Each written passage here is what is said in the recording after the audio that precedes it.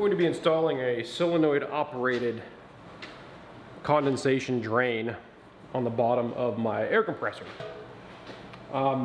Normally, once a year I pull this thing out, as you saw me do, and I just drain it on the ground. We call it good. That works, and there is other options than this, but this is automatic. You plug this in and then it kicks on. It has a setting for half a second all the way up to 10 seconds, and then how often you want it to do it. So in my case, I'll set it for about 2 seconds every 45 minutes, and that'll allow any condensation to get continuously drained out of the bottom of the tank, and I can quit worrying about this thing rusting out and blowing up in my shop.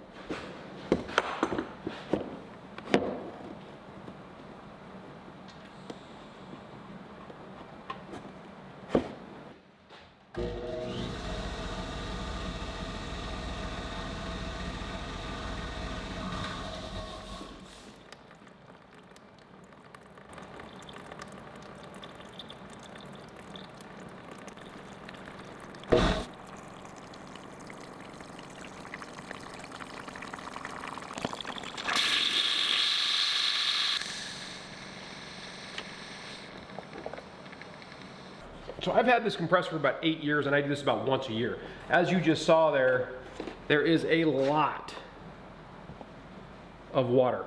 That's easily a half a gallon of water. The other thing I'm noticing in this water, which is unusual for this specific time, is this yellow, kind of looks like oily, slimy sludge substance in the water.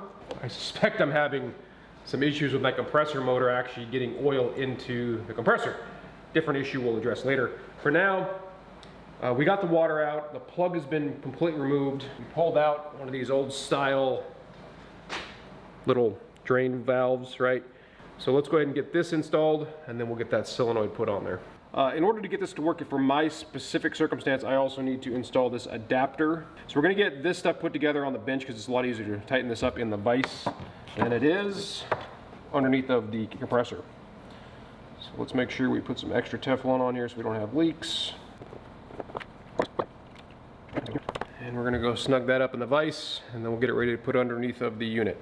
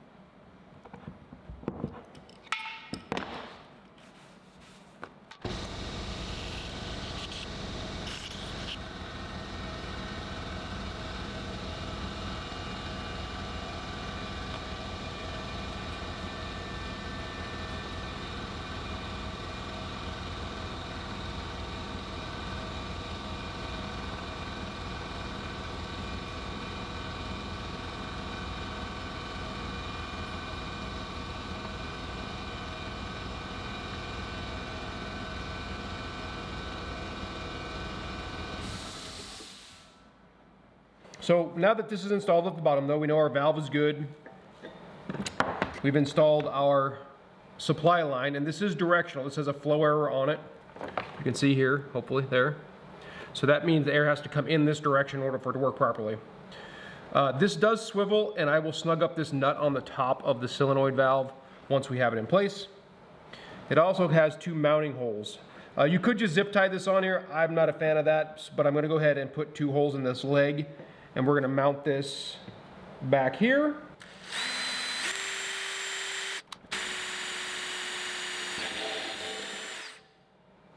Do a little check fit with our fastener. Ooh, not quite big enough. We need to go one more hole.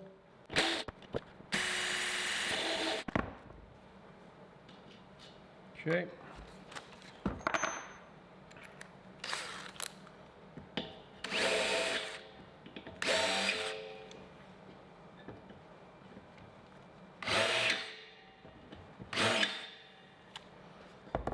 All right, now we've got our holes in our leg.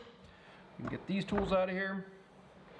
We've got the tape applied, so we can go ahead and get this threaded on here.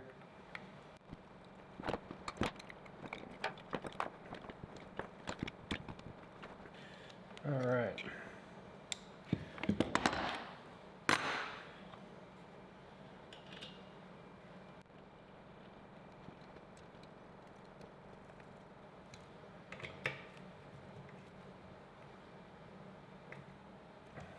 Okay. I'm going to go ahead and get all this cleaned up and we'll give it a test. So right now it is set to 2 seconds. So this dial goes from 0.5, so half a second, up to 10 seconds. And then this dial goes from 5 minutes all the way up to 45 minutes. I'm going to set this, I'm going to spin it all the way. So this is at 45 minutes. So right now, every 45 minutes, this solenoid valve will open for 2 seconds. That'll run day and night because I leave my compressor on all the time. So my tank is always charged. That will, I'll check over a couple of days and see if I'm getting excess water buildup. I suspect I won't be. I suspect this will solve my problem completely. So we're going to go ahead and plug it in. And you should see the on and off lights come on, and we'll see what it does.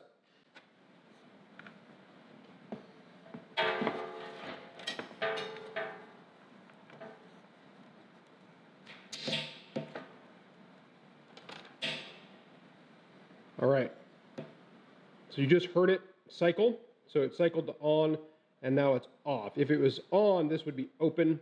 So off means this is shut. The reason no air came out is because I had the valve closed. So right now it should be shut. I'm gonna open this up. Now it's charged to here. There is a test button which we're gonna push. And when I push that, this should cycle open for 2 seconds.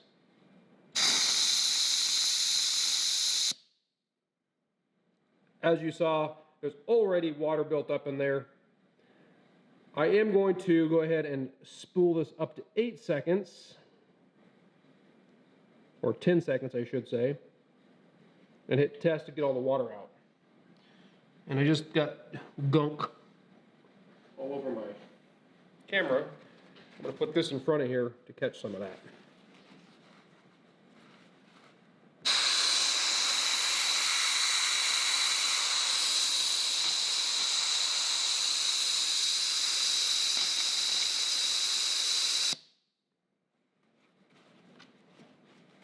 So all that yellow is all that oil material in there.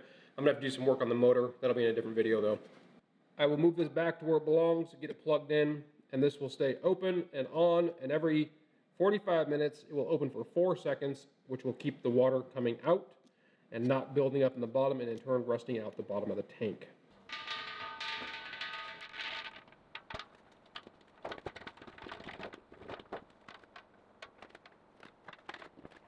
Well, I was going to wrap this one up. Got the compressor back where it belongs. So ideally, I won't have to pull this out of here, but every couple of years do a little bit of maintenance on it.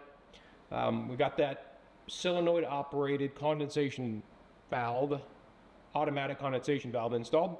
Check out the links in the description. The valve itself and then the recommended components for getting that little hose to kind of direct it back out. If you have a different style compressor, there is a couple other options out there.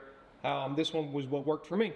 So make sure you check for your clearances off the bottom of your compressor and maybe where you have it mounted at.